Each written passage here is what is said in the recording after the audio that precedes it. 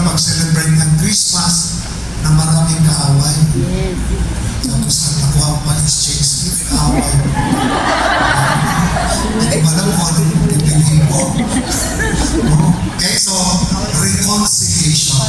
Nice to be reconciled. Diba, masarap ng Pasko pag we are Ayan, reconciled. kung kalaban So, bawal. that's why we have to humble ourselves. Sometimes, yung hindrance that we don't want to reconcile because of our ego, because of our pride. And sometimes, kung sana tanggalin yung ego, no one,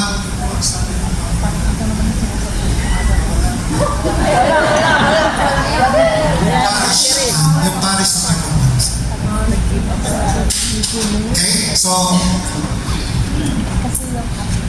diba sabi ng Panginoon, if you want to follow me, diba may tatlong condition siya? Ano yon? If you want to follow me, deny, carry, follow, diba? So, pag sumunod, i-deny, wala ka ng self. Kasi ito palaging sinasabi sa community, pag nasa community ka, limutin mo yung sarili mo. Kasi sometimes, dahilan, nakaproblema ang community, divided ang community, dahil sa sarili. Pagtanggalin mo yung sarili mo, iisipin mo yung community mo. That's why pag sarili nakafocus, masisira yung community. Wasak, ubos. Masisira yung community. Okay? That's why once in a community, forget yourself. Diba sabi niya, if you want to follow me, if you want to be part of the apostles, disciples, deny yourself. Limutin mo yung sarili mo. Huwag kang focus na lang sa sarili. Kasi pag sa paano ako. So, forget yourself. So, try to be humble and reconcile. Reconcile, and especially yung reconciliation natin ay sa tao lang, di ba? Of course, the Lord.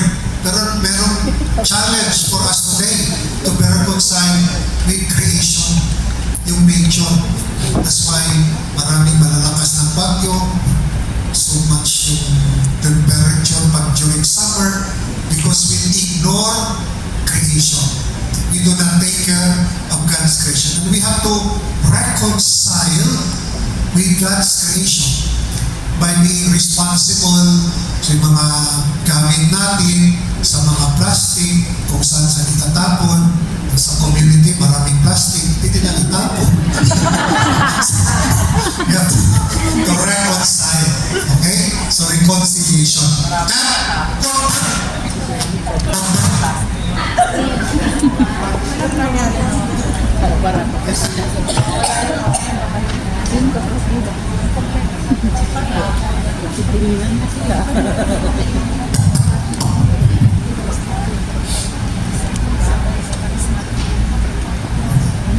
Okay, so yung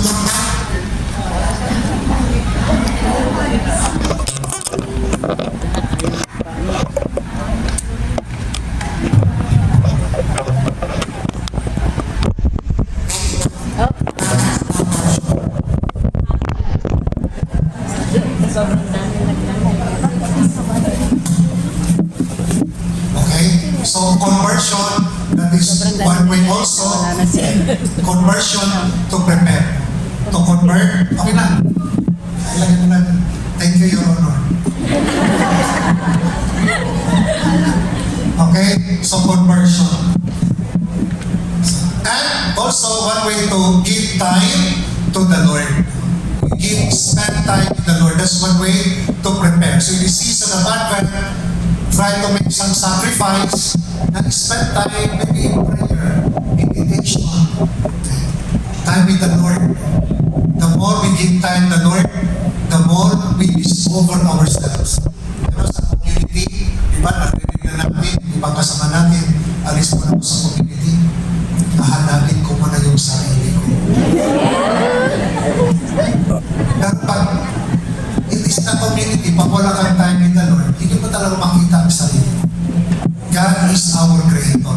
The more you spend time with the Lord, the more makikita ang sarili mo. The more you discover yourself. So, wag mong dahilan ng community. Community kasi, ganito,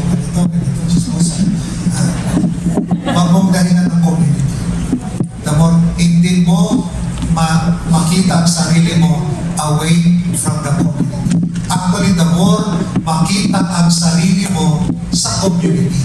Because there in community, there people will correct us, remind us. Sometimes may mga attitude tayo that we do not know. If you know Juharis window, there are some I do not know that people know, and that's why we listen to them. Because we do not know. And how can we grow in community? That's why it is important in a community dahil dyan natin makilala, ma-discover ang sarili natin. I'm sure some of you sa Pilipinas, walang community, of course may pamilya naman tayo. Pag dito, we belong to the community. And then you discover, may talent ka pala. Diba? Magbasa, mag-serve, kumanta, magsayaw. Diba? Because there in the community, we discover our identity, ourself, our talent. So, mahalaga natin yung community. Hindi perfect yung ating community composed of humans, people, tayo. But, wag mong tingnan yung tao, but the whole community. Sometimes it's a challenge tayo, hindi naman nandito sa community para i-baby tayo. But you are there to be challenged, para mag-grow, lumago. Sometimes we challenge our faith, no? Our personality. So, remember, our community is a gift. Gift ni Lord yan, binigay sa atin. Whatever challenge, whatever problems, difficulties in the community, ito yung mission natin.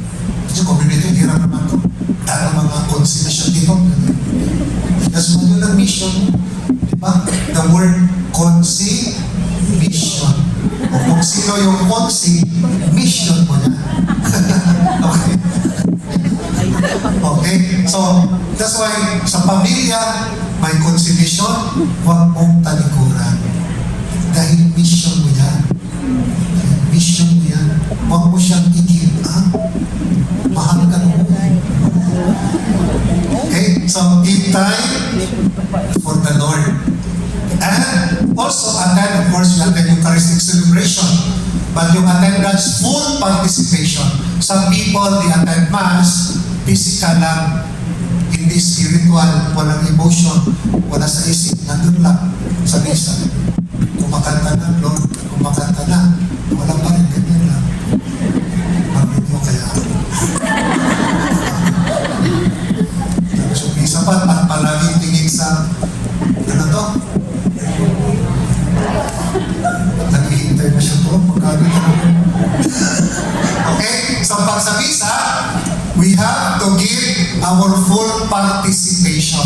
Okay? That's why once you enter the house of God, once you participate Mass, yung oras mo belongs to God. Hindi na yan sa'yo. That's why after the Mass, parang pagod na tapos walang nangyari. Dahil you did not give yourself to the Lord. Pag ibigay mo yung sarili mo kay Lord, the Lord will empower you. The Lord will give you strength.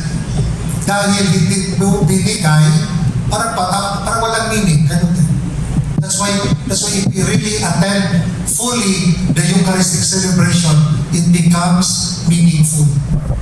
So every time you attend Mass, pray, Lord, help me. Na although may mga inisip ko, Lord, pangamba, may mga takot, may problema, Lord, sana pagdating sa misa, Lord, I can focus, Lord, para matanggap ko yung grasya, Lord. Pray, ipaglasaan nyo. Hindi ba nga, sa misa, maaga nga, ganun naman nag-pray, nagsiselfon, ganun. Pag sa misa, limutin na yung forget the world, forget yung maano na sa isip mo, but think of the goodness of the Lord. Ang inisip natin, problema, hindi natin inisip ang kabutihan ng Panginoon. Hindi natin inisip that the Lord is powerful. That's why after Mass, walang power. Kasi inisip problema. Sila nag-greeter doon sa webcam. Wala, parang robot. Okay? So, full participation pag nasa Eucharistic celebration sa Mass. Give your mind, your heart, your soul, your strength. Focus ka doon sa Mass. Okay? And sabi nga dito, the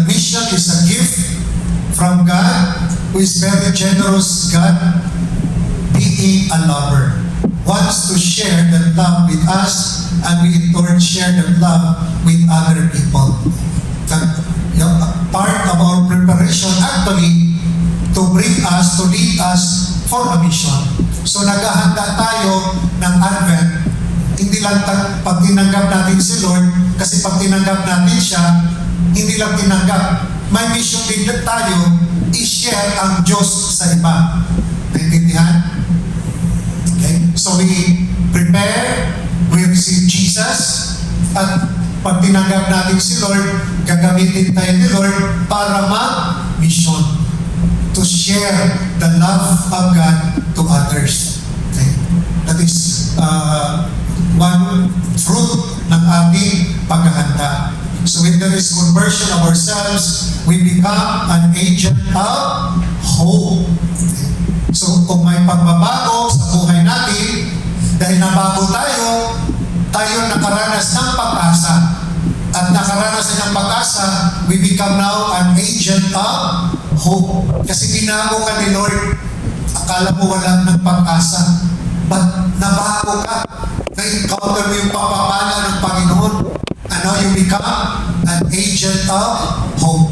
That's why when there is conversion of oneself, we become an agent of hope. A good example of that, I see St. Paul. Di ba? Kilala niyo si St. Paul, persecutor. Pero yung na-encounter niya ang Panginoon, na-convert siya, St. Paul now became an agent of hope. Dahil na-encounter niya mismo. Imagine, pinipersecute niya si Kristo, yung Kristiyano. That's why, Lord, who are you?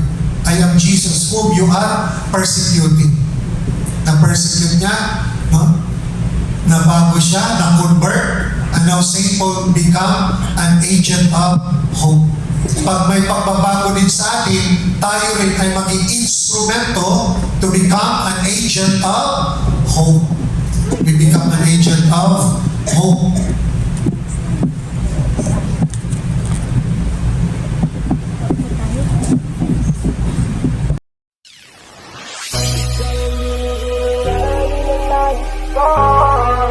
Marikit na dalangin ko, kang magbigay ng kulay sa aking mundo.